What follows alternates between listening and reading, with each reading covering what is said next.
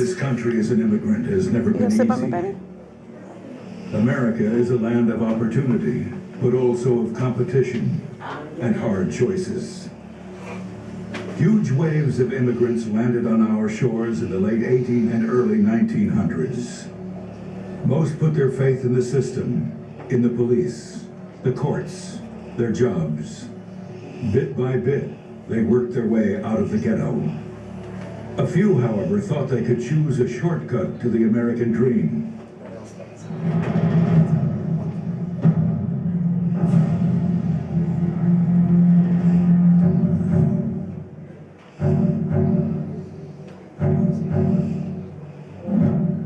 In 1890, the New Orleans chief of police was ambushed.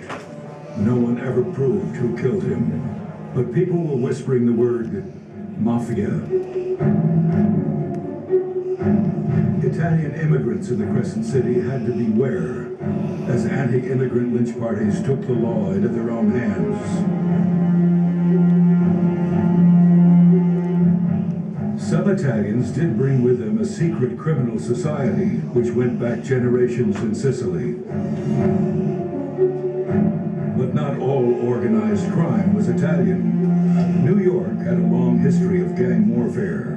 There were Irish gangs, Jewish gangs, all crammed together in the city's slums.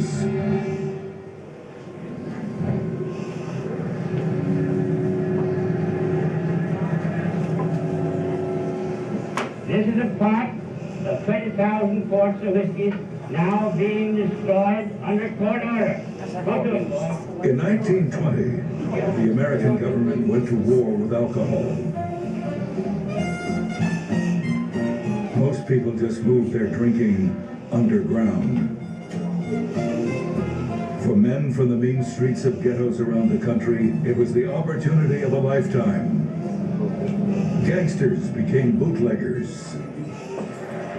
Nobodies became wise guys. The bosses became rich and powerful, hobnobbing with society's upper crust.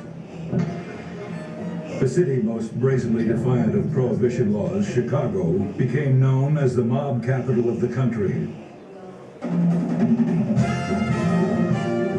America was one big speakeasy, and the underworld was supplying the booze.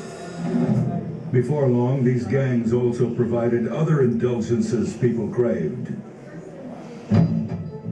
When the law said no, the gangs supplied gambling and prostitution.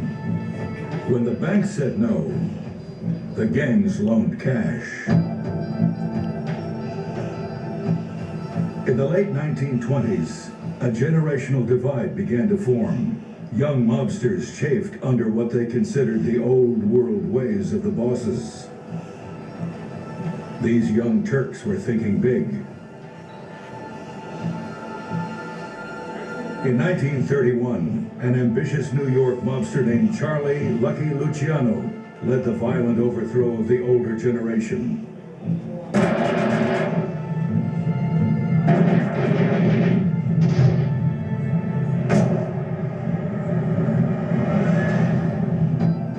Aided by his associate Meyer Lansky, Luciano organized the most powerful underworld organizations into a confederation called the Commission. Like a board of directors, it recognized different families' spheres of influence nationwide and their agreement to enforce the peace.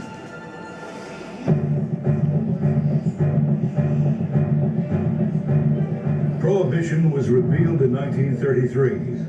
But by then, the tentacles of organized crime were spread across the country. The mob controlled the ports.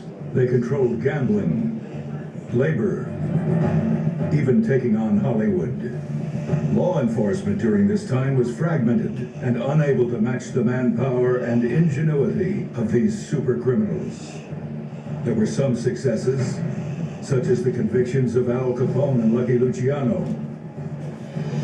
But their criminal organizations continued to thrive. By World War II, the underworld had consolidated its power into a national syndicate. It was now ready to reap the harvest of a booming America.